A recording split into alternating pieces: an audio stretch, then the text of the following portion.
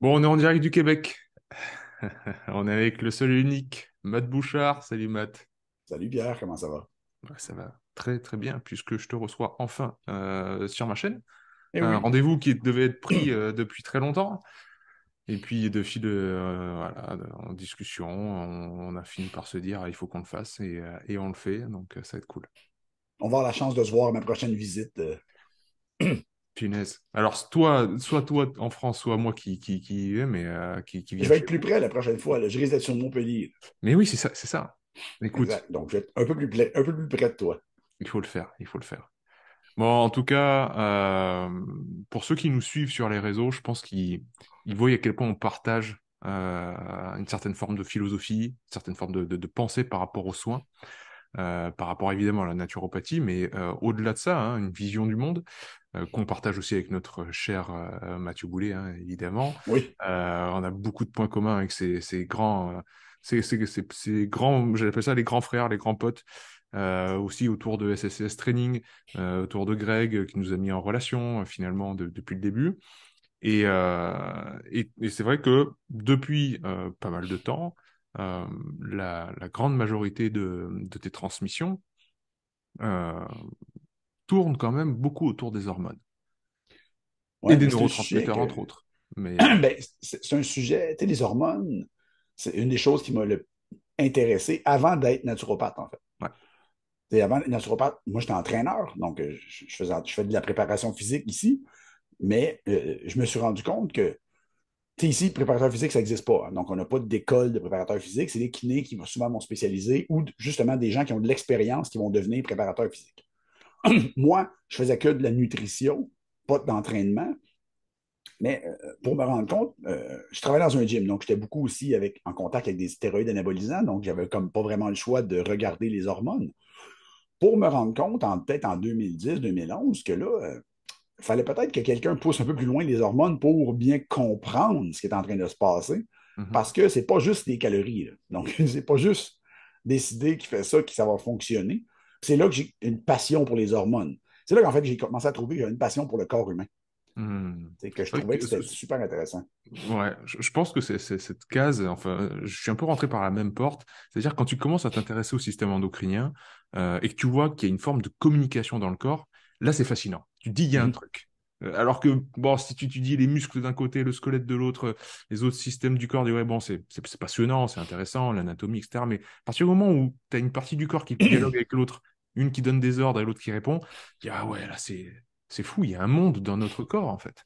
Et je comprends tout à fait ta fascination pour ça. Donc oui, le monde du sport, finalement, ça a été ta porte d'entrée.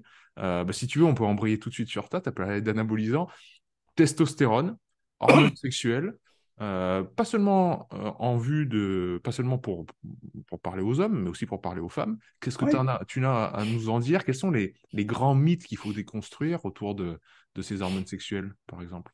Mais tu sais, si on regarde la testostérone, tu sais ça, on l'a tous lu, là, on sait que le niveau de testostérone est à la baisse fulgurante depuis l'âge de nos grands-parents. C'en est ridicule. On s'entend, là, tu as à peu près mon âge. Si on regarde dans les cours d'école, on le voit, là. Donc, c'est pas.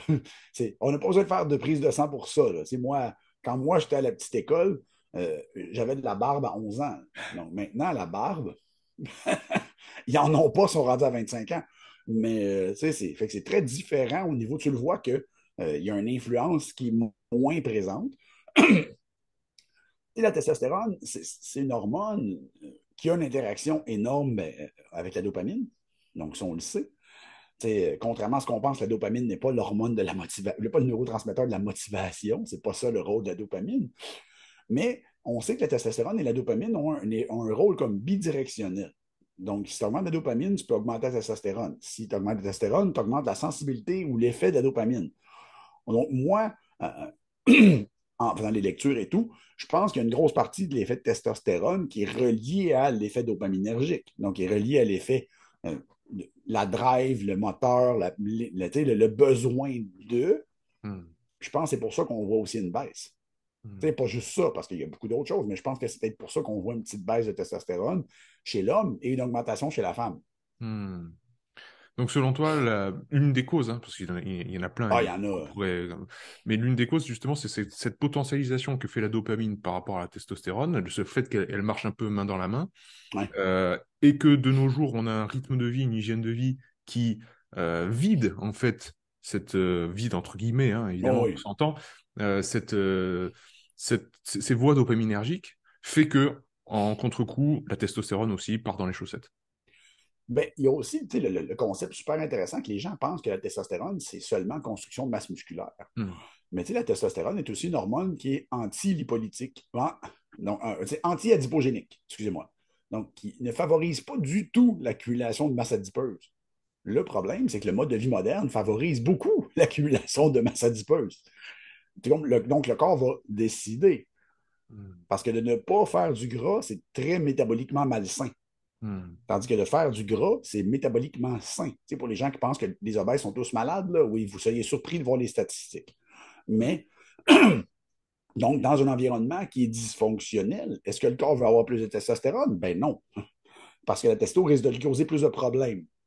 Bien sûr. Donc, oui, il va baisser la testostérone pour permettre d'accumuler de la masse adipeuse. Mhm. Puis, on parlait tantôt des exemples de cours d'école. Euh, c'est pas rare maintenant de voir des petits garçons avec des débuts de seins. Des débuts d'excroissance de glandes mammaires à 11, 12, 13 ans parce qu'ils sont trop gras. C'est pas qu'ils sont. Souvent, ils sont même pas gras obèses. Ils ont juste aucun muscle parce qu'ils font pas d'activité physique. Et ils ont Mhm. que du gras. Fait qu'ils ils ont un développement de glandes mammaires parce qu'ils ont un niveau d'estrogène trop haut. Fait que, c'est une adaptation positive, mais qui peut devenir maladaptatif parce que pour un homme, d'avoir un faible niveau de testostérone, c'est sûr que ça va changer au niveau de comment le cerveau se programme et comment le cerveau agit. Donc, c'est ça qui est un peu différent. C'est pour ça que les données, quand on regarde l'hormonoremplacement, la thérapie d'hormonoremplacement chez l'homme, c'est très nuancé, disons. Mhm. Il n'y a pas de. On le sait que ce n'est pas une positif. Le problème, c'est que l'étude est faite sur 12 semaines. Ouais. Est-ce que c'est positif en 12 semaines, puis après on peut avoir un problème? Ben, c'est un peu ça que, j'ai des clients, moi, qui sont sur le mono-remplacement, Ok. puis je leur dis, ben, il faut faire vraiment attention, parce qu'en ce moment, on n'aura peut-être pas l'indicateur rapide. Tu Mhm. prendras peut-être pas de gras facilement à l'extérieur, parce que c'est pas, la testostérone empêche un peu ça, puis quand ils injectent, souvent, ils vont y aller vers la limite maximale Mhm. du niveau de testostérone. Fait que là, on va peut-être avoir un effet suppressif un peu, mais juste sur l'effet extérieur, donc sur la masse adipeuse blanche. Fait faut faire attention. Moi, je dis à mes clients, tu as une prise de sang, pas de problème, mais demande au médecin qui rajoute ces marqueurs-là sur ta prise de sang qu'on va les recevoir. Comme ça, on peut Mhm. regarder ce qui est en train de se passer. C'est vrai que je pense que c'est clé, en fait, ce que tu nous as dit là, c'est que finalement, le corps humain est toujours à l'image de son environnement et que son adaptation, si son adaptation, c'est de faire du gras, de baisser les niveaux de testostérone, c'est pas lui à remettre en cause, c'est l'hygiène de vie, c'est l'environnement, parce que son adaptation, elle est toujours juste en regard, évidemment, de l'environnement qu'on lui propose. Donc, si l'environnement ne change pas et qu'on va nous-mêmes mettre le doigt dans le rouage en s'injectant de la testostérone de manière exogène, bon, ben, on joue à un contre-jeu, quoi. C'est-à-dire, Mhm. le corps dit une chose, et nous, on dit non, non, non, on va t'embarquer sur une autre voie. Donc, à court terme, comme tu l'as très bien dit, on peut voir des effets bénéfiques, enfin, en tout cas, qui vont dans le sens de nous, notre ego, notre mental, ce qu'on se dit, etc. Mais on a très peu de recul finalement sur le long terme de ces Ouais. thérapies-là. Et tu as raison, d'autres marqueurs seraient sans doute à prendre en compte dans les analyses sanguines.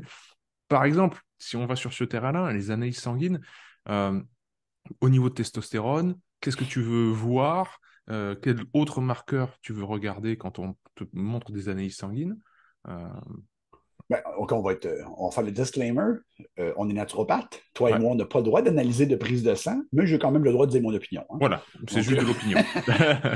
ben, normalement, ce qu'on veut regarder, ben, oui, on veut regarder le LH, donc l'hormone luténisante, voir à quel point l'hypothalamus décide qu'elle en a besoin. Donc, si la testo est bien, mais que l'hypothalamus sécrète de l'LH dans le tapis, OK, il y a peut-être quelque chose qui marche dysfonctionnel.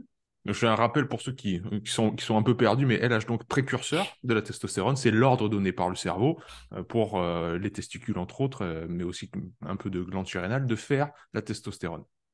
Exact. Donc, ça, c'est intéressant comme marqueur, même si c'est rare, qui est très dysfonctionnel. Un marqueur qu'on oublie tout le temps, ben, l'estradiol. Parce que si le corps fait de la testostérone, il va faire une intraconversion, donc une conversion interne en estradiol.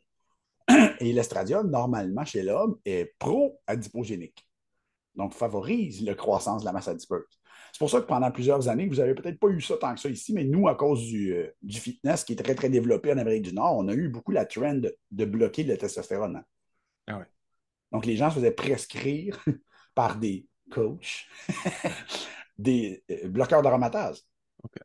Donc, de l'anastrazole, du clomifène. Pourquoi? Parce qu'on va perdre du gras plus rapidement. Mais c'était complètement stupide. Hmm. C'était encore complètement stupide, complètement dangereux, complètement dysfonctionnel. Et les risques de développer des conditions cardiovasculaires sont accrus de je ne sais pas combien de pourcents. Hmm. Mais bon, on s'entend que on connaît tous des gens, on connaît tous des coachs qui ont des compétences douteuses. Mais c'est un peu ça. Estradiol étant le marqueur que je veux voir, je veux tout le temps le demander. Ok. Après ça, tu as les marqueurs de santé métabolique. Donc, avoir un trend au niveau des marqueurs de cholestérol, avoir un trend au niveau, exemple, glucose à jeun, au niveau hémoglobine glyquée, Mhm. donc les taux de glucose, parce que ça va donner une idée. C'est certain que c'est jamais des marqueurs qui sont blancs ou noirs. Bien sûr. On n'a pas accès à une prise de sang de fou. Tu as fait des formations sur des analyses sanguines? Mhm. J'en ai fait 3 grosses, des formations avec des experts, puis il y a une formation que j'ai faite avec des amis en Caroline du Nord avec un docteur en naturopathie. La formation a quelque chose comme 500 slides. Puis c'est complètement débile. Je Ouais. les ai tous dans une clé USB, je te montrerai. Mais le mec, il a regardé tous les marqueurs de fou. Ouais, mais commander ça au Québec, ça coûterait 1000 $. Ouais. Donc on veut pas. On veut que prends le gratuit, prends ce que le médecin accepte de passer sur les assurances Ouais. et c'est correct. Puis souvent, pour estradiol, il ne s'astine pas trop. Pour cholestérol, quand c'est un homme dans quarantaine, il ne s'astine pas trop. Tu sais, Fait que Hmm. tu dis oui, tu dis oui. Parce que c'est ça que tu veux voir. Tu veux voir si le corps a l'air à s'adapter positivement ou pas du tout.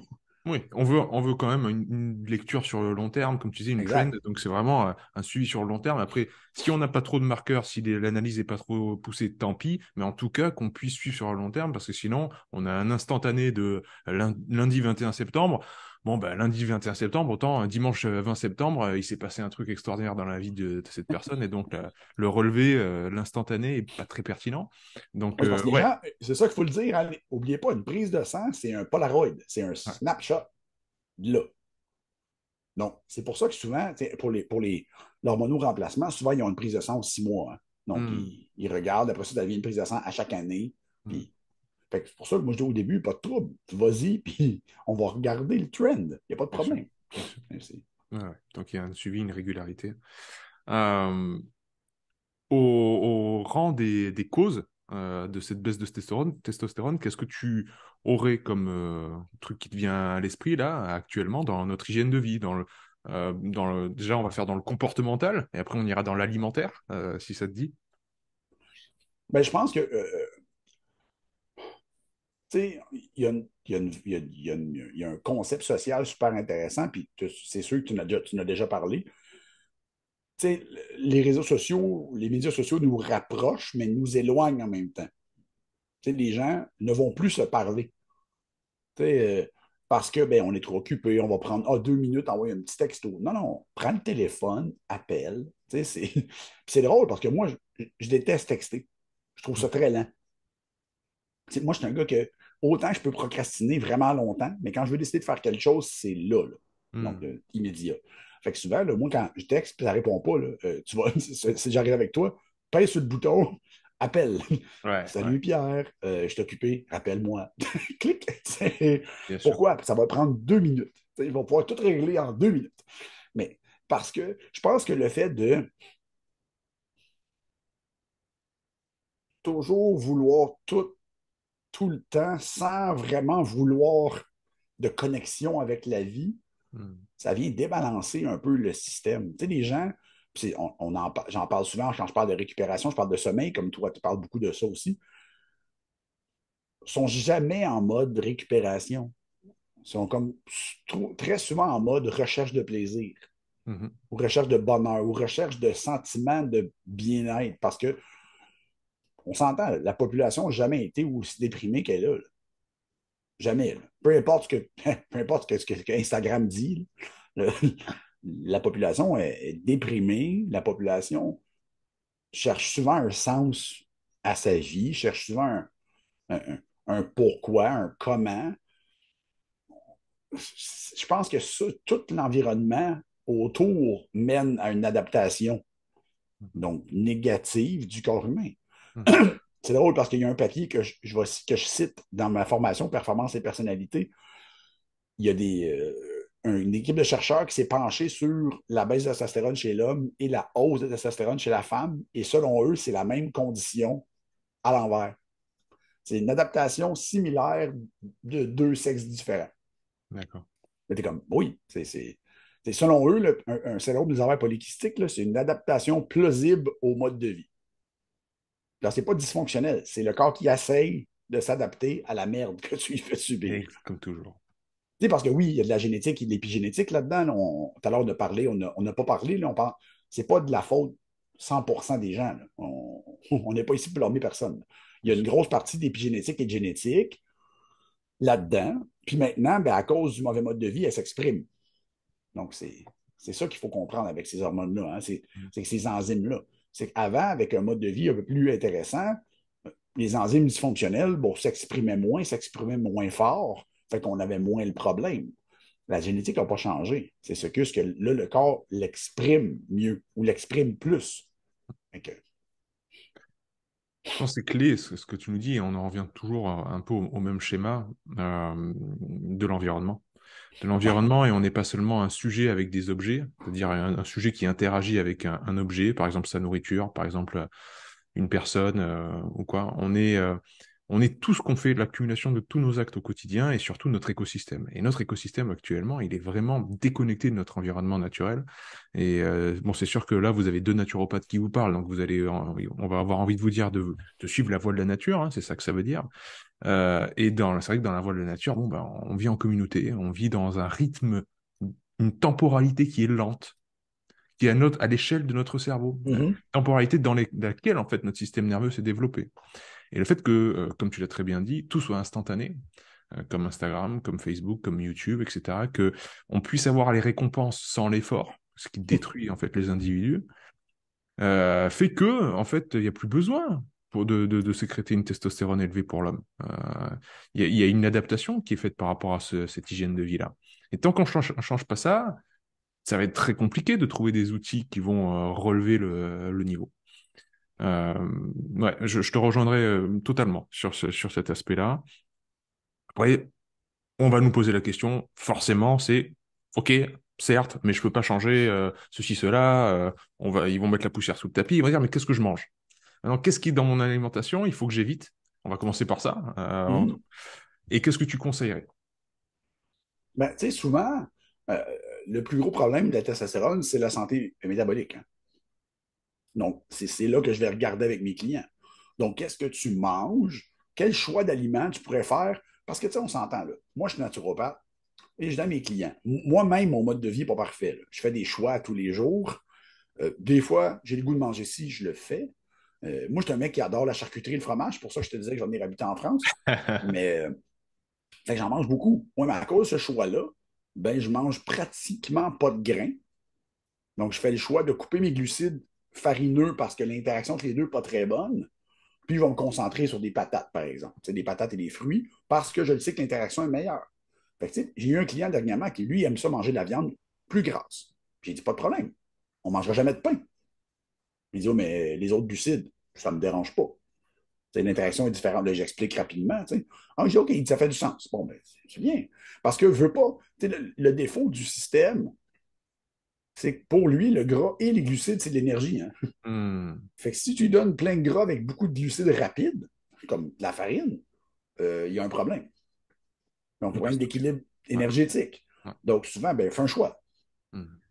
C'est drôle, là, je parlais à des Français qui mangent du brie sur du pain, mais, mais encore là, c'est une question de fréquence, une question C'est d'habitude, c'est sûr, une question de volume. Si bien tu sûr. manges 2 tranches de pain, c'est ça ton repas, OK, je pense que ton corps va le passer. Là. Mais fait, souvent, c'est là que je vais regarder. Je vais regarder la protéine, Mhm. parce que j'adore le concept tu connais le Protein Leverage Hypothesis, Ouais. donc le levier de la protéine, l'hypothèse, qui est bien, mais je te dirais que il y a des failles dedans, là, Mhm. mais les gens fonctionnent ou consomment très peu de protéines. Donc, ça, Mhm. bon, ben, on regarde. C'est encore pire pour vous que pour nous, en fait. Là. Je sais, j'ai quelques clients français, mais Bien, ouais, je pense qu'ici, la protéine a été très diabolisée ouais. et qu'il y a finalement il y a beaucoup plus de gens ici, en tout cas, qui ont tourné le dos à toute forme de protéine végétale comme animale. Hein. C'est pas du tout Mhm. pour faire le... Parce que quand on parle de protéines, généralement, dans la tête de monsieur et madame tout le monde, ils voyaient que la viande. Mais il y a vraiment une diabolisation qui en a été faite. Alors que, bon, ben, très concrètement, hein, s'il n'y a pas de protéines dans le corps, il n'y a pas de structure, il n'y a pas de fonction. Hein, donc on est mal barré. Exact. Voilà. Mais ouais, ouais, donc d'accord, tu regardes. Donc leverage, donc c'est le levier, la protéine va être le levier de tous les autres choses finalement. Tu vas rentrer par cette... Exact. C'est mon contrôle, en fait. voilà. Souvent, c'est mon macro de contrôle. Ouais. C'est que je vais regarder la personne, son poids, le pourcentage de gras à l'œil, tu sais, donner une idée. Hmm. Après, je vais regarder ce qu'elle mange. Donc, là, immédiatement, bon, parfait. Là, tu fais tant d'activité physique, donc on faut augmenter, on fait ci, on fait ça, tu as tel âge, OK. Normalement, tu devrais manger entre tant de grammes et tant de grammes de protéines. Voici un exemple de qu'est-ce que 25 grammes de protéines. Là, je donne des exemples. OK, la personne a dit, je peux manger ce que je veux là-dedans? Oui. Voici des exemples de combinaisons. Tu sais? Souvent, le client dit, OK, je mangeais vraiment pas de protéines. Non, non. Puis souvent, là, c'est même pas rare, là, je recevais des clients, puis je reçois le journal alimentaire, puis j'ai de la difficulté à trouver 50-60 grammes de protéines. Mais je suis comme, ça, c'est un homme. Hmm. Mais je suis à 60, oui. Selon ton poids, ta grandeur, puis ce que tu veux faire, il en faudrait 150. Hmm. OK, c'est beaucoup. Oui, on va commencer à 120. On verra. Donc, souvent, déjà, là, tu montes à 120, ça paraît. Ah, ils font de la masse musculaire, ils perdent du gras. Ça fait que pourquoi? C'est un Une équilibre. meilleure satiété, une meilleure énergie, bien sûr. Fait que souvent, moi, je commence là. Regardez la quantité de protéines. Après ça, ben, je regarde la qualité Hmm. des aliments. Je veux voir la personne, elle mange quoi avec ses protéines. Si on a le fameux polémique de viande rouge, là. Oui, Moi, j'en qui est parle. entre deux tranches de pain blanc, bien sûr. La protéine, son problème, c'est la viande rouge, son problème, c'est les tranches de pain.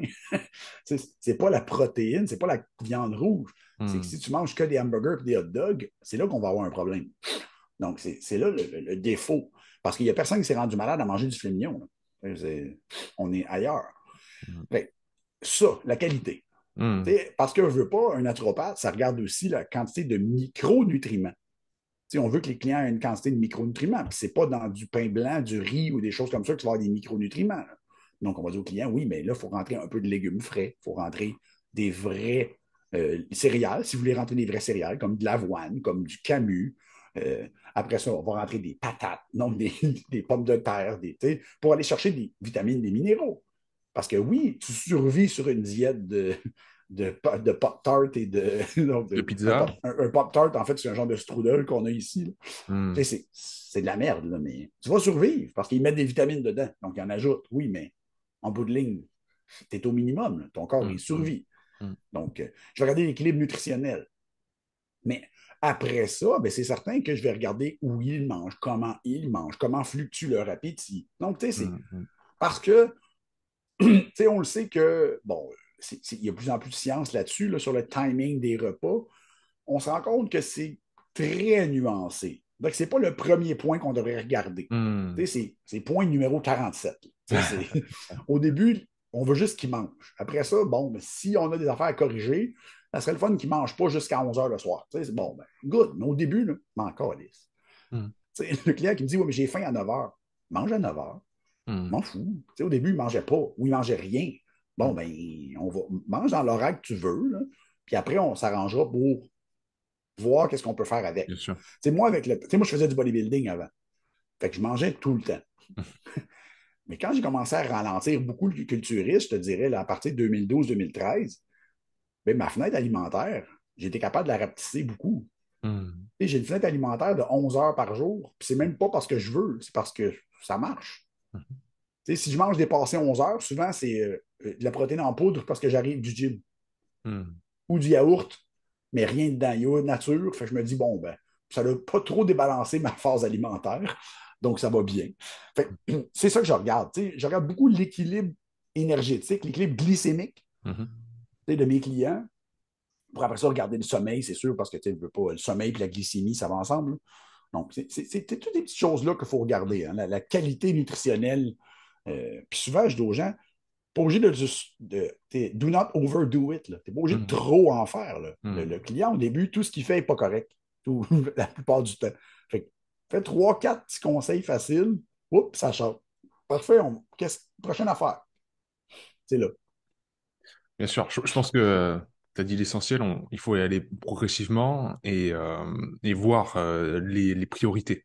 Oui. C'est-à-dire que commencer à mettre une tête comme ça au client pour lui dire la chronobiologie de l'estomac et du foie qu'il faut pas manger le matin et le soir, et puis le chercheur a dit que fallait faire du jeûne intermittent, etc. Non, c'est out. Ça sera trop loin, trop complexe et c'est sans doute pas pertinent. Par contre, commencer à remplacer les donuts et le pain blanc par d'autres choses qui sont de l'appétence de la personne. C'est pas le forcer à manger un truc qu'il aime pas, mais qui sont déjà plus sains. Là, on va gagner beaucoup plus de points, très clairement. Et tu as parlé de glycémie, donc ça me permet d'enchaîner sur une autre hormone qui je sais, te passionne, c'est l'insuline. Oui. Et ce phénomène de résistance à l'insuline. Est-ce que tu peux nous décrire à quoi ça correspond, quels sont les tenants et les aboutissants, et pourquoi c'est très important à prendre en compte?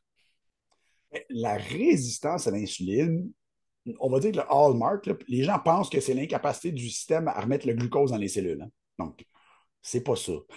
Donc, c'est l'incapacité du système à comprendre ou à signaler euh, entre le fed and the starved state, donc entre l'état à jeun et l'état nourri. Donc, le corps a de la difficulté à faire le switch entre les deux et il va avoir de la difficulté à stocker peu importe l'énergie. C'est qu'on va se ramasser avec des glucoses et des lipides en circulation. Donc là, ça devient problématique parce que les lipides, pour les gens qui ne sont pas super, c'est normal, c'est super compliqué, mais les lipides sont aussi quand ils circulent, vont créer des gros dysfonctionnements de communication entre les cellules parce qu'ils ne sont pas supposés être là.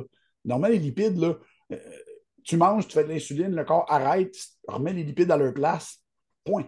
Après ça, ça recommence. Je veux dire, c'est plus compliqué que ça, là, mais comme ça. Le sucre, lui, ça fait de la glycation, donc du stress oxydatif, mais c'est ça son gros problème. Fait c'est ça qui arrive avec la résistance à l'insuline. Et, les gens, la résistance à l'insuline, c'est très gradué. Hein. Hmm. Donc, ça peut être très léger, comme ça peut être très avancé. Puis le très avancé, on est rendu au diabète, mais même pas au diabète, on est rendu à injecter de l'insuline. Hmm. Parce que le diabète, c'est pas injecter de l'insuline. C'est la première, c'est le cas diagnostic qui donne des médicaments. La phase finale, c'est quand tu es rendu à injecter de l'insuline, parce que là, le corps ne fait même plus assez d'insuline pour que le système comprenne qu'est-ce qui arrive. Là, c'est comme, là, ça va mal. Là, c'est Hmm. un problème. La résistance à l'insuline, c'est une condition qui est chronique. Donc, que tu vas développer avec le temps. Tandis qu'il y a un concept aussi qui est un peu moins connu, que les gens comprennent un peu moins, qui s'appelle l'intolérance au glucose. Puis ça, l'intolérance au glucose, c'est un concept temporaire d'un état temporaire. Donc, exemple, après un entraînement. Après un entraînement, on dit ah oui, il faut que tu prennes beaucoup de glucose, blablabla. Attends une seconde. Va lire les données. Là. Tu vas te rendre compte que directement après l'entraînement, tu es un petit peu intolérant au glucose. Hmm. Parce que ton corps a fait du cortisol, de l'adrénaline dans le tapis, il a relâché les acides gras, puis tu es full intolérant. Oui, tu as des GLUT4 hyper exprimés, oui, mais si ton corps contrecarre tout ton effet, fait que normalement, c'est pour ça qu'il suggère relaxe un peu, décompresse, vas-y là. Hmm. Laisse-toi un temps. C'est un peu plus intéressant. C'est compliqué, hein, parce que là, on parle de deux mécanismes complètement différents. Tu as le mécanisme hormonal, puis tu as le mécanisme cellulaire directement avec le GLUT4. Fait Mhm. que c'est du cas par cas, en fait. Là. Oui, bien Mais sûr. c'est ça qui Oui, est. Ça, c'est parce que c'est du cas par cas la vie en général. c'est sûr. Les GLUT4, pour ceux qui n'ont pas la référence, les transporteurs de glucose au niveau Ouais. des cellules. Donc, En oui, fait, en c'est le effet. seul transporteur de glucose qui nécessite l'insuline, puis qui est présent au niveau du muscle et du tissu adipeux. Hmm. Donc, donc beaucoup. Donc, ce que Matt nous expose là, c'est que justement, il y a des choses évidemment individualisées, mais il y a des grands mythes du genre, on sort du sport, on sort d'une phase d'expression justement du système nerveux sympathique, donc on a été en action, etc., sous l'effet de neurohormones comme l'adrénaline ou d'autres choses. Et que donc, c'est pas forcément un état d'être systémique, général, pour se ouvrir la bouche et se faire rentrer de la nourriture. C'est c'est vrai que quand on y réfléchit comme ça, bah, en fait, c'est pertinent de se dire, ouais, bon, le corps, il a été en action, il a bougé, etc. Est-ce que je dois me jeter sur la nourriture tout de suite? Non, peut-être que pour assimiler ce que je vais manger là, ce serait plus intéressant d'attendre que je redescende au niveau système nerveux, etc. Et que là, je serai dans une meilleure disposition pour digérer, assimiler, etc. Donc, ouais, ça semble logique.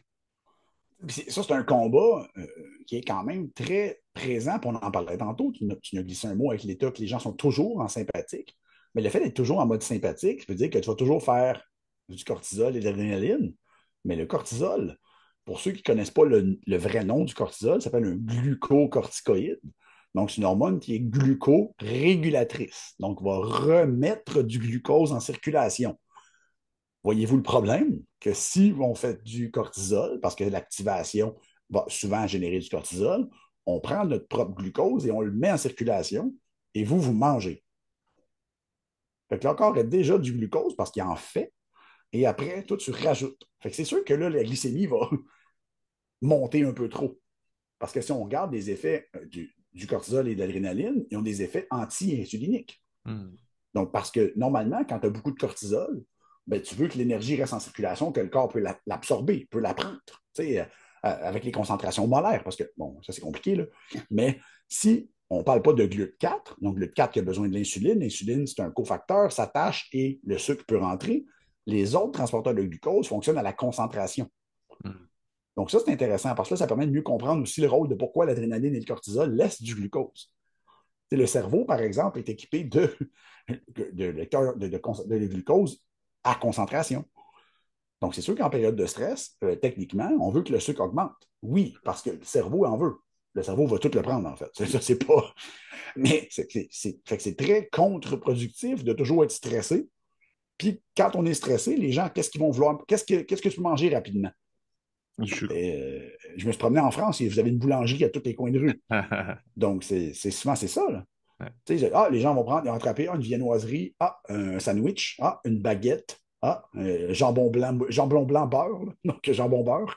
Là, t'es comme, oui, mais ça va faire ta glycémie va se promener Hmm. comme ça toute la journée. Fait que ton système va essayer de compenser toute la journée.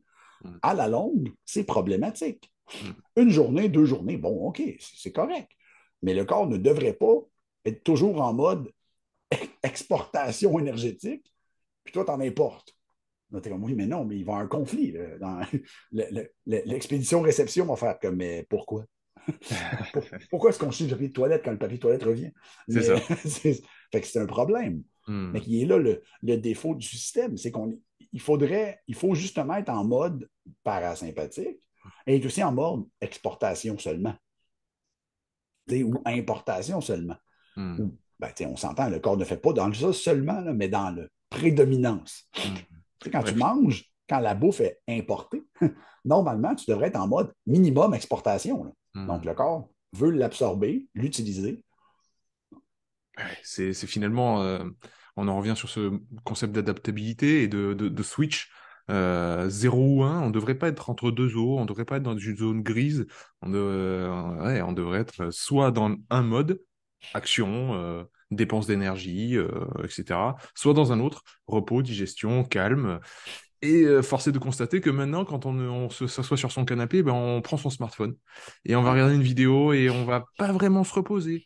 Puis après, quand on va faire de l'activité physique, on va pas vraiment se donner à fond. Et on va rester en fait continuellement dans un truc, une graduation, encore une fois, grise, que le corps il comprendra pas trop. Et comme tu le disais très bien tout à l'heure, pour la résistance à l'insuline, le corps il sait pas trop. Il sait pas trop ce qu'il faut faire. Il arrive plus Il trop à essaye. En fait, le différencier. corps va essayer de te protéger. Voilà, c'est ça. Donc, il va De essayer toute de façon. storer de l'énergie, donc Hmm. du gras, mais les adipocytes, eux, donc les cellules adipeuses, ont un peu le même problème. Hmm. Parce que les cellules adipeuses, elles, doivent pouvoir se répliquer, donc créer de nouvelles cellules adipeuses. Parce qu'une cellule adipeuse, c'est comme un ballon. Donc, on peut la gonfler à une certaine limite. Après, plus on va envoyer d'insuline, plus elle va sécréter de l'inflammation. Parce qu'à une certaine grosseur, sa structure devient instable.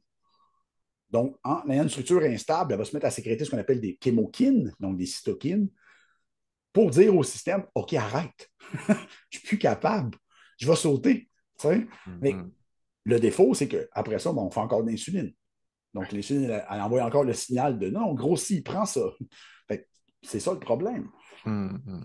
Tandis que quand on réussit à alterner, c'est le concept de flexibilité métabolique. Mhm. C'est pour ça que l'entraînement, développer de la masse musculaire, c'est payant parce que le muscle, c'est un excellent tampon. Le muscle prend beaucoup d'énergie quand il fonctionne et de ne pas manger tout le temps. Mhm. Tu sais, moi, je ne suis pas un pro-jeûne parce que, premièrement, je ne suis pas capable. Moi, ça débalance mon appétit complètement. Mhm. Je peux manger sur 11 heures tous les jours sans aucun problème. Si j'essaie de monter à 15 heures, c'est fou. Sûrement que au niveau de mon hypothalamus, le contrôle de l'appétit, ça devient dysfonctionnel complètement. Genre, j'ai essayé toutes les méthodes et ça devient complètement dysfonctionnel. Fait Mhm. bon, ben, je vais rester sur une fenêtre de 11 heures, c'est tout. Mhm. Mais j'ai des clients qui le font. C'est des clients qui ont 14 heures, parfait, ça va bien, je m'en fous. Tu sais, si tu es capable, si ça fait ton affaire, puis si tu dans ton horaire, c'est bien. Bien C'est sûr. d'adapter ce que la personne est capable de faire. Mhm. Fait que Non, c'est très toujours, clairement. toujours de le Ouais. noter. Là. Mais c'est ça. On n'est pas capable de revenir à un état un peu plus calme, un état un peu plus normal qui permet au corps de récupérer. Là.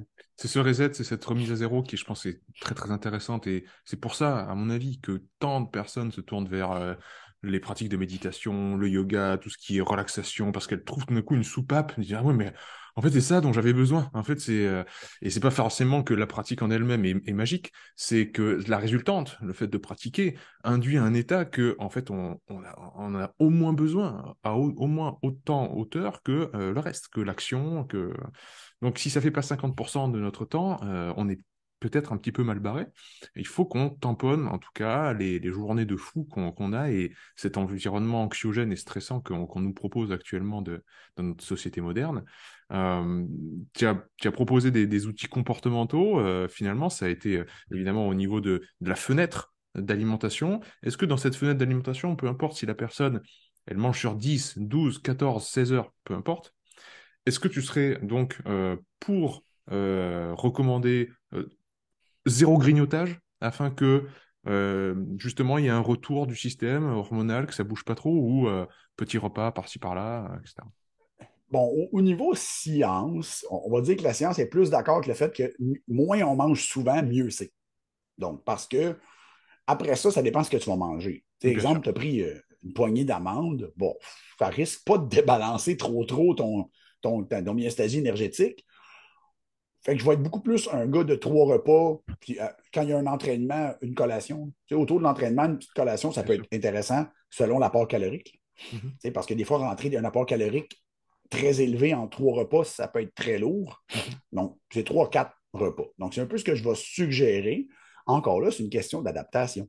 Et de profil de la personne. Si c'est un C'est sportif de haut niveau, évidemment, c'est différent de ma voisine qui a 65 ans. On s'entend. exact. Ouais, Mais bien encore là, sûr. ta voisine de 65 ans, elle est peut-être pas capable de digérer des repas plus gros que X à cause de son âge, à C'est cause de ça. sa capacité de faire de l'acide gastrique. Fait que peut-être qu'on va y trouver des collations. Tu sais, on prenait un petit morceau de Cantal avec ah oui, OK, ça passe bien, parfait. Il y a des Mhm. calories, il y a des protéines, ça bouge pas trop. C'est assez stable au niveau glycémique, un morceau de Cantal. Donc, correct, on y va avec ça. Fait Mhm. que, c'est de trouver l'équilibre pour chaque personne. Mhm. Tu sais, un peu Ouais, là-dedans, selon le mode de vie, selon ce qu'ils faisaient déjà. mhm. Parce que les gens, des fois, ce qu'ils font, OK, c'est pas correct, mais ça, c'est bien. OK, on va garder ce qui est bien, je vais Mhm. te l'expliquer, puis on verra ce qu'on peut faire de mieux. Bien sûr. Parce que c'est pas vrai. Nous, on en fait peut-être un petit peu plus que la majorité des gens. Oui, c'est notre travail. Mais je ne demanderai jamais à personne de faire ce que moi je fais. Comme Mhm. on ne demande jamais à personne de faire tout ce que tu fais, tu te mets dans l'eau froide. Mais Mhm. je ne suis pas capable de faire ça. Tu Mais, viendras, tu viendras en France, on se baignera à Narbonne, tu verras. mais c'est un peu ça. Fait que, Hmm. trouver l'équilibre, suggérer. Moi, j'ai beaucoup de. J'ai une couple de monsieur assez âgés cette année, que je leur ai dit, il n'y a pas de problème, oui. Est-ce que ça vous tente de faire un peu de musculation? Ah oui, mais non, mais je ne vais pas donner musclé. Non, non, non. Je veux Ne juste vous que tu inquiétez fasses de la pas. musculation. Hmm. Est-ce que tu veux? Ah, il n'y a pas de problème. Fait que, tu sais, Hmm. souvent, ah, ben, je réfère à un petit entraîneur, un entraîneur que je connais qui va juste faire un petit plan maison. Donc, les gens vont s'acheter un petit peu de poids, puis ça marche, là, tu sais, je le vois tout de suite. Là, je regarde leur chiffre de glycémie. Ah, la glycémie, elle. Ben, pourquoi? Parce que tu fais du muscle, parce que tu Hmm. bouges. Hey, il y a un avantage.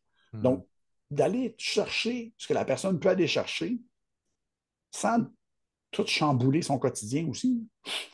C'est ça qui est important, hein, parce que je pense que c'est un problème, autant au niveau des entraîneurs que des naturopathes, c'est que souvent, ils vont vouloir trop. Ils vont trop mettre de choses. C'est comme, attends une seconde. Là.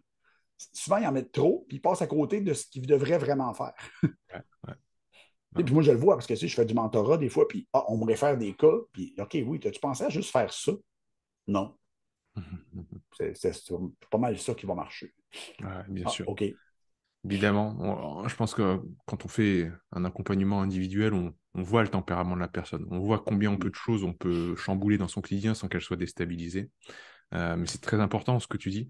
On essaye toujours de mettre en place des outils qui sont euh, parfois trop compliqués et parfois il y a trop de choses, mais surtout la grande chose je pense, à retenir quand on pratique comme toi et moi cet accompagnement depuis longtemps, un thérapeute, comme un coach, comme n'importe qui, comme un artiste aussi, il faut toujours qu'il dégage, qu'il sépare son propre ressenti de sa pédagogie de ce qu'il vit, de ce qu'il ressent. Par exemple, si un peintre te dit, ouais, voilà, moi quand je peins, ça, il se passe ça, et puis je suis dans mon monde, et etc., et il veut t'apprendre à peindre, et que tu ressens tout de suite les mêmes émotions, eh non, tu vas pas comprendre. Et la transmission se fera pas du tout, et en fait, ce sera un très mauvais professeur. Et nous, il faut qu'on soit, quand on donne des conseils, des bons professeurs. Faut pas qu'on leur explique, voilà, le jeûne intermittent, c'est magique, et puis moi, en fait, non, vous faites ça depuis 10 ans. Au début, c'était pas facile. Maintenant, vous en êtes arrivé à un truc où vous kiffez la chose, ok? Mais ça veut pas dire que, encore une fois, la personne que vous avez en face de vous va pouvoir expérimenter la même chose. Donc, c'est difficile de se dégager de, évidemment, son propre vécu à un instant T, comme un sportif. Les meilleurs athlètes au monde ne sont pas forcément les bons entraîneurs. Ben, Euh, souvent, ils sont très mauvais, en fait, voilà, c'est ça. parce qu'ils sont très bons pour suivre leur plan. Mm. Mais en plus, on ne se cache pas, la majorité des coachs ne sont pas des excellents coachs. Ils ne vont pas expliquer pourquoi c'est ça. Donc, la personne qui le fait, elle ne sait pas pourquoi elle le fait. Donc, après ça, le transmettre, ben, à part, moi, j'appelle ça vomir de l'information. À part vomir l'information, il n'y a pas de compréhension. Ouais. Moi, j'aime beaucoup mieux expliquer beaucoup, puis mes clients me disent tout le temps, c'est que tu parles. Oui, mais je veux que tu comprennes. Oui, Autonomiser les personnes, c'est ce qu'on recherche. exact. Autonomiser un maximum pour que c'est au début des formations de naturopathie. Je pense que dans toutes les écoles on fait ça, j'espère en tout cas. Ce qu'on transmet aux premiers arrivants, c'est on leur dit il faut que vos clients, ils n'aient plus besoin de vous. C'est pas accrocher les clients pendant 5 ans. Ça s'appelle du vol. C'est justement rendre les gens autonomes. Et quand on rend, bon, il y a une chose qui se veut être très, comment dire, envers l'autre, bienfaisante, mais c'est surtout que ça va vous apporter à vous-même la gratitude, enfin la gratification de voir quelqu'un qui devient Mhm. autonome, c'est magique. Donc c'est très proche du mentorat, évidemment, de fournir et de faire grandir quelqu'un. Donc ouais, évidemment, je te rejoins tout à fait. Donc on avait pour la résistance à l'insuline deux grands comportements. On avait au niveau des repas, évidemment, à gérer la chose, mais aussi, tu en as beaucoup parlé, l'exercice physique. Ouais. L'exercice physique, le mouvement. On bouge plus assez, hein, on est sur cette station mobile sur une chaise. La marche, rien que la marche peut changer toute la donne, mais pour les hommes et les femmes, vraiment, utilisez ces systèmes musculaires, servez-vous-en comme une pompe sanguine, développez ça parce que ça va avoir des impacts sur évidemment vos hormones, comme on en a parlé, mais le système osseux, la glycémie, etc. C'est de redevenir humain. Hein. En C'est gros, ça, c'est ça. c'est du bon sens. Euh, bon, on a fait insuline. On peut parler que du cortisol alors. C'est en suivant l'insuline. Bon, t'en as déjà un petit peu parlé en disant que c'était un glucocorticoïde, mais si on veut aller un petit peu plus loin, quels sont les gros pièges à éviter? Quels sont aussi, est-ce qu'il y a un mythe autour du cortisol, tu penses, une idée fausse qu'on se trimballe autour de ça? Parce que évidemment, je pense que le grand public pense tout de suite au stress. Ouais. Et associe ça vraiment à un truc négatif. Donc cortisol, stress, ok, c'est pas bon. Euh, voilà, est-ce que tu as des choses à... Ben, premièrement, la même chose que je dis à mes élèves, c'est que le cortisol, c'est pas l'hormone du stress. Hein. C'est l'hormone de l'adaptation. Donc, c'est l'hormone que le corps va faire pour adapter. Donc, survivre. le cortisol a une influence sur tous les autres systèmes du corps humain, donc beaucoup plus forte que peut-être d'autres hormones ont. Donc, oui, la testostérone influence plein de choses, mais euh, quand j'enseignais en vrai, euh, moi, je disais que le cortisol, c'est toutes les autres hormones sont sa bitch. Parce que si lui, il décide que c'est ça, ben, tu fermes ta gueule, puis c'est ça. Pourquoi? Parce que lui, c'est le king, c'est l'adaptation. Donc, lui décide que toi, tu fais ça, oui, c'est ce que tu fais. Parce que ton robot frapper plus fort, c'est lui qui décide. C'est lui qui frappe Hmm. le plus fort. Puis c'est pour ça que la médication pour les gens qui sont malades, c'est du cortisol. Ils vont donner des glucocorticoïdes synthétiques. Pourquoi? Parce qu'elle fait un état systémique que tu auras beau essayer de compenser, ça ne marche pas. Là. Le Hmm. cortisol domine tout le monde. C'est son travail. Donc, essayer de supprimer le cortisol, il faut être un débile. Parce que si tu supprimes le cortisol, ben, tu vas supprimer la capacité d'adaptation. Donc, c'était ça que je voyais souvent passer. Ah, mais je donne ça pour baisser le cortisol. OK, mais tu n'as pas essayé de comprendre pourquoi il est trop haut. C'est peut-être que X, peut-être que la personne adore beaucoup moins bien que ce que tu penses. Tu pourrais donner, par exemple, la plante que tu voulais, mais pour aider à améliorer son sommeil. Puis le cortisol va baisser, oui, ce qui est normal. Donc, c'est des réponses immunitaires adaptatives aussi, parce que le Hmm. cortisol est très impliqué dans l'immunité. Puis là, c'est un problème aussi, parce que le cortisol n'est pas supposé être impliqué dans l'immunité de manière constante. Il est supposé répondre à l'immunité. Il n'est pas supposé toujours être présent dans des niveaux un peu trop élevés parce qu'il va moduler les cellules immunitaires à devenir dysfonctionnelles, en fait. Hmm. C'est un peu ça qui arrive. Fait que c'est Hmm. ça les mauvaises conceptions avec le cortisol. Les gens ont vraiment tendance à tellement l'associer juste au stress. Oui, mais un stress, c'est plein de choses. Ouais. Un stress, c'est une situation qui requiert une adaptation de la part du corps humain. Puis dans bien des cas, il y a même une théorie qui dit que c'est toute situation qui débalance l'homéostasie du corps humain. Mhm. Donc, c'est ce qu'un stress. Donc, si vous connaissez le concept d'homéostasie, qui est un concept d'équilibre, bien, il y a beaucoup de choses qui sont considérées par le corps humain comme un stress. Mhm. Le concept d'allostasie, en fait, est plus intéressant. Là. Ouais. Donc, à quel point ton corps peut déborder et revenir. Mhm. Donc, c'est une charge allostatique. C'est Bruce McEwen, je pense, qui est arrivé avec ce concept-là. Ouais. C'est un des gars les plus intéressants à lire là-dessus. Qui est proche de Mais l'hormèse, qui est proche de ben, c'est cette exactement capacité l'hormèse, en fait. d'adaptation. Ok. C'est exactement le concept d'hormèse. C'est que Mhm. plus tu en ajoutes, comment le corps peut ramener. Mhm. Donc, le défaut, c'est que le corps va ramener à un point qu'il va tolérer ou Mhm. d'équilibre dans la situation. Fait que si toi, tu débarques jamais, ben, le corps va équilibrer ici. Mhm. Oui, mais c'est parce que cet équilibre-là peut être très problématique à long terme. Je pense que dans notre société, on a cette fâcheuse tendance, surtout en Occident, hein, en particulier en Occident, à juger, à vouloir savoir si c'est bien ou mal, est-ce que Ouais, c'est noir ou blanc, etc. Et donc le cortisol, on veut lui mettre une étiquette. On veut lui dire, bon, lui, il est pas bien. Et les hormones thyroïdiennes, alors, ah, bah, ça, c'est plutôt bien. Les autres sont gentils, hein, mais lui, il est méchant, etc. Et donc, comme tu l'as très bien expliqué, ce serait moins de se dire, est-ce que c'est bien ou c'est pas bien, mais juste à quoi ça s'adapte. Vraiment, exact. si c'est l'hormone de l'adaptation, comme tu l'as dit, il s'adapte à quoi? Bah, ce que tu lui proposes. C'est toujours une histoire d'environnement. On est dans un écosystème, on fait partie de l'écosystème, on n'est pas en dehors de la nature, on est la nature. Et si vous changez quelque chose qui vous entoure, si vous rajoutez, moi j'aime bien utiliser maintenant de faire vraiment la différence entre le stress et les stresseurs, les Ouais, stressors. Parce que, en fait, c'est ça. Quand les gens parlent de stress, ils disent, ah, je me suis engueulé avec mon patron, c'était un gros stress. Non, c'était un gros stresseur.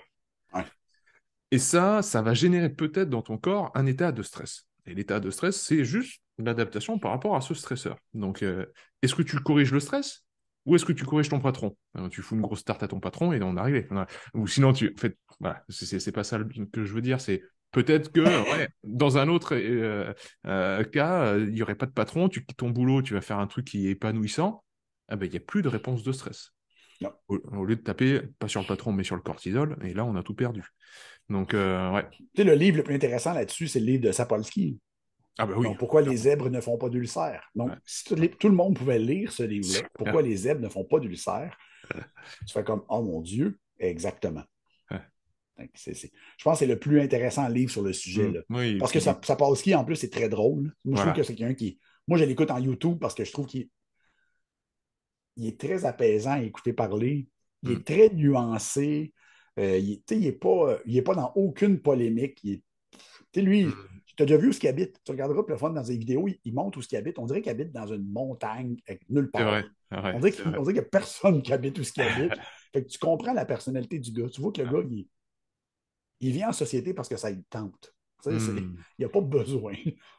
Mais c'est vraiment intéressant. Moi, je pense que c'est le gars qui l'explique le mieux. Ouais, il est très, je trouve, bienveillant et calmant dans ses propos. Et voilà, ça va faire un bon conseil de lecture pour les gens qui nous écoutent. C'est cool. Ouais. Euh, Dernière hormone, dernière glande que je voulais qu'on aborde, la thyroïde et ses hormones. C'est souvent une question qui est posée par les dames. Euh, la T3, la T4, la conversion, etc. Même si tu veux toucher à la calcitonine, fais-toi plaisir. Dis-nous ce que tu en penses, ce qu'il faut en dire. Voilà. Ben, il faut savoir que mais c'est pas pour rien que c'est les femmes qui s'inquiètent le plus parce que les conditions médicales qui affectent la thyroïde affectent principalement les femmes. Je pense dans un ordre de 80-85 Mm, sont chez les femmes. Il faut savoir que la thyroïde subit plus qu'elle impacte. mm, Donc, la thyroïde, elle reçoit de l'information du système et subit les changements. C'est un peu problématique, en fait. Parce que les gens vont dire, ouais, ma thyroïde est peut-être un peu basse. OK, à moins qu'on voit des anticorps dans le système, ça veut dire qu'il y a une maladie de la glande thyroïde, c'est pas la thyroïde ton problème. mm, Ta thyroïde, elle a fait juste réagir à la situation. Là. Donc, il est là le défaut. Et ça, c'est compliqué parce que c'est un sujet qu'à un moment donné, j'ai arrêté de creuser parce que c'était, premièrement, dégueulassement compliqué. mm, Parce que l'interaction des hormones thyroïdiennes dans les tissus et le feedback est très dynamique. Donc, mm. très dynamique. Je suis pas mal sûr que si on prenait 8 prises de sang dans la journée, on aurait une valeur différente les 8 fois. Parce que le corps est tout le temps en constante adaptation. C'est que le corps va chercher à adapter et protéger ses réserves énergétiques par la glande thyroïde. Donc, la glande thyroïde, c'est un peu à ça qu'elle va servir. Hein. Elle va contrôler une grosse partie du métabolisme basal, jusqu'à 50 hein. Ça, c'est fou. Il a fallu que je fouille comme un malade, là, mais c'est environ 50 du métabolisme qu'on peut perdre avec une fonction thyroïdienne complètement détruite. Fait que ça peut être un gros problème. Ouais. Euh, c'est pour ça qu'on va dire que les gens peuvent avoir peut-être une influence de sans hypothyroïde clinique, 8 10. Fait que tu quelqu'un qui dit, ouais, c'est ma thyroïde, c'est pour ça que j'ai pris 100 livres. Ouais, ça fait 5 ans, parce que Mm, ça va être long. Le médecin va le voir avant. Fait que c'est un peu un problème. C'est une adaptation. C'est un peu ça qu'on voit. Et encore là, on teste, au Canada, on teste TSH, T4, jamais T3 ou très, très rare. Mais encore là, quand tu regardes des podcasts ou tu regardes des études sur les hormones thyroïdiennes, tu te rends compte que TSH, T4, T3 varient un peu. La RT3 varie beaucoup. mm. Une Donc, hormone. reverse T3, donc tu peux Ouais. expliquer un petit peu? Oui, la T3, c'est l'hormone active. Donc, T4, c'est une hormone réserve. La T3, c'est une hormone active qui va activer les récepteurs cellulaires, donc créer une transcription, donc une activation du mécanisme de l'hormone thyroïdienne. Le corps est capable de faire ce qu'on appelle une reverse T3.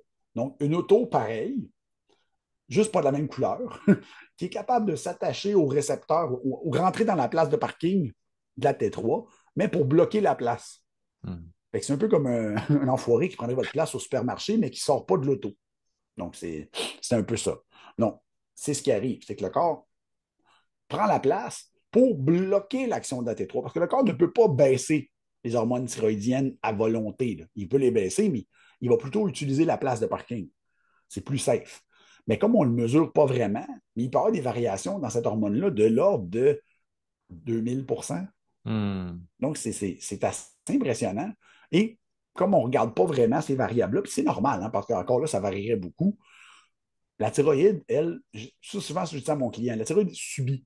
On va corriger tout ton mode de vie, on va corriger une couple de choses, puis c'est tout. Je ne peux pas rien faire pour ta thyroïde. Oui, on va s'assurer d'avoir un apport énergétique qui a du sens. Oui, on va s'assurer d'avoir des sommeils, un mode de vie, un équilibre, blablabla. Mais c'est tout. Ouais, Donc, je ouais, ne peux pas faut- booster ta thyroïde. ouais. On est trop bas en fait dans la cascade finalement métabolique. Et là, essayer de corriger un truc qui est tout au fond, ça va être compliqué. Et puis ce sera sans doute peut-être moins pertinent comme outil qu'on met en place, plutôt que de toucher à des choses qui sont plus globales et voilà. et en Parce que amont. les gens, là, je parle plus aux praticiens, mais aux gens aussi, il faut savoir que la thyroïde, la T3, en fait, là, a une action sur le système nerveux central.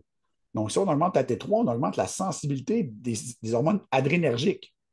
Il y a peut-être une raison pourquoi ton corps a baissé ta T3. Hein. Hmm. Parce que des fois, je vois des gens qui se font supplémenter en T4, T3, puis ils vont dire: Ah, mais ça va beaucoup mieux. Ça va durer 2, 3 semaines. Hmm. Ton corps va s'adapter et ça Ouais. va redescendre. Et hop. Si cette raison-là était système nerveux, ça va s'adapter, ça va redescendre. Hmm. Si j'ai vu ce cas-là souvent là, avec des endocrinologues, ils en donnent, la personne elle va mieux pendant un mois, ça redescend. Ils en rajoutent, en rajoute, ils en rajoutent, à un moment donné, ils sont rendus à la dose maximum, on ne peut pas monter. Bon, ben, félicitations, la personne est finie. Donc, ça va prendre 6 mois à arranger ça. Je suppose que donc si une personne vient te voir avec voilà, j'ai des analyses sanguines, apparemment mon médecin m'a dit que la T3, la T4, c'était dans les chaussettes, ça marchait pas, ou la TSH, ça marche pas, etc. Tu vas tu vas écouter la personne, mais ça tu vas le mettre un petit peu de côté, dire bon, expliquez-moi votre quotidien, et tu vas finalement, comme pour les autres hormones, donner plus ou moins les mêmes conseils. Il n'y aura pas des grandes disparités. Ben, c'est un peu ça. Tu sais, c'est sûr que là, on s'entend. Là. Si la TSH est dans les chaussettes, je vais dire, le médecin il est à côté de ses pompes parce qu'il aurait dû faire quelque chose. Tu sais, moi, j'ai déjà vu des prises de sang, des TSH à 50. Hmm. Là, j'étais comme, OK, c'est sûr que le médecin a fait quelque chose, là, parce Ouais. que sinon, il est crétin. Hmm. Mais comme j'ai déjà vu des TSH à 0,01, Hmm. là, tu fais, OK, s'il n'a rien fait, c'est un débile. Mais T4, T3, oui, OK, là, il faut regarder. Tu sais, mais si c'est juste un peu off, parce que tu sais, la valeur est très variable aussi. Là, tu sais, une variable de T4, c'est 12 à 21. Hmm. T3, c'est 3,5 à 6 points quelques. Ouais, c'est parce qu'il y a une pas pire variable là-dedans. Puis encore, tu sais, j'avais déjà parlé qu'un endocrinologue spécialisé qui m'avait dit, tu sais, il y a des gens qui fonctionnent extrêmement bien à 4,8, puis d'autres, il faut qu'ils soient à 6. Parce que c'est en Fait, interaction avec toutes fait, les hormones et d'une neurotransmetteurs. personne à Bien sûr. l'autre, te fier juste au lab, non. Comment tu te sens? Hmm. Hmm. Ah, OK, oui, tu as ci, tu as ça. Bon, ben, il y a d'autres marqueurs qu'on peut regarder pour voir si ça se fait bien. Tu sais. Hmm. Fait que si la personne elle me dit: Ah, mais c'est pas super beau. Oui, mais je suis pas médecin. On va regarder, on va corriger ton mode de vie, on va regarder ce que tu fais de vraiment pas correct. Puis dans 6 mois, ils vont retester. C'est tout. Hmm. On va regarder si tu as assez de zinc, assez de fer, assez de sélénium. Ça, c'est des trucs normaux. On va optimiser le fonctionnement. Parfait. Est-ce que tu as des historiques de maladies thyroïdiennes? Oui. Parfait. Est-ce qu'on peut demander un test d'anticorps? Oui, on va le demander. Le médecin aussi, à un moment donné, il va dire: Ah, OK, on va le tester. Ça ne change rien. Il teste. Parfait. Tu as la maladie d'Hashimoto. Donc, c'est auto-immunitaire. Donc, on va changer l'approche. On va y aller vers l'auto-immunité. Donc, c'est un peu différent. Parce que, tu sais, 80% des cas en Occident, c'est de l'auto-immunité. Hein. Ouais, bien sûr. Donc, même chez 90, je pense. Mais en tout cas, Sans c'est. doute. Mais comme ils ne testent pas vraiment les anticorps, parce que le traitement, c'est quoi? Synthroïde. Donc, lévothyroxine. Tiens, c'est fini? Oui, c'est fini. OK. Ben, pour eux, qu'il y ait des anticorps ou qu'il n'y en ait pas, c'est Ouais. ça le traitement. Hmm. Donc, il n'y a pas vraiment de différence pour eux de le tester ou pas. Hmm. Donc, hygiène de vie, comportement, bon sens. Ouais. C'est ça. On va Revenir à la toujours, base de l'humain. ouais, on va retourner toujours aux mêmes choses. Environnement naturel, bonne relation sociale. Voilà, hein, on se répète, hein, ce sera toujours un peu la même chose, mais bon, on est un peu David contre Goliath, hein, on est quand même, Exact. on continuera à répéter ça parce que finalement il y a que ça à répéter, et puis être exemplaire, nous, à notre propre échelle, pour rayonner un message qui est positif. Finalement, il y a peut-être que ça à faire pour Mhm. influencer. Ben, après ça, chaque personne doit avoir un niveau, par exemple, d'implication relié à son niveau de mode de vie qu'elle doit maintenir. Mhm. Tu es quelqu'un qui n'a pas le choix dans un mode de vie qui est un peu dysfonctionnel. Bon, mais ça veut dire que de l'autre côté, tu vas maintenir un standard un peu plus élevé. Tu sais, quelqu'un qui habite sur une ferme, mode de vie avec la nature, parfait. Bon, on peut un peu plus relax. Tu sais, Bien sûr. ton corps a moins de stress à gérer. Là. Donc, tu te lèves à l'heure du soleil, tu te couches à 6 heures, bon, ben, ça se peut que ça fonctionne mieux. Fait que c'est juste de trouver l'équilibre là-dedans de à qui on demande quoi. Mhm. Merci mon Matt, on a fait un Ben, bon tour merci à des toi. hormones. Faudra Oui, qu'on, évidemment, épisode 2 sur les neurotransmetteurs, j'aimerais bien qu'on le fasse, hein, évidemment. Euh, T'auras carte blanche. bien sûr. En tout cas, je pense que ça voilà, dégrossit pas mal de choses autour de ces hormones-là, de l'insuline, du cortisol, de la testostérone, de la thyroïde. Et ça va aider, j'espère, hein, pas mal de gens. Moi aussi, parce que c'est ça le but, hein. On veut Ouais, aider. c'est sûr. Merci infiniment pour ton temps. Je te relâche dans j'espère, ce bel hiver que vous connaissez aussi au Québec. On commence tranquillement, là. Super. Bon, à très vite. Merci encore. Merci, mon ami.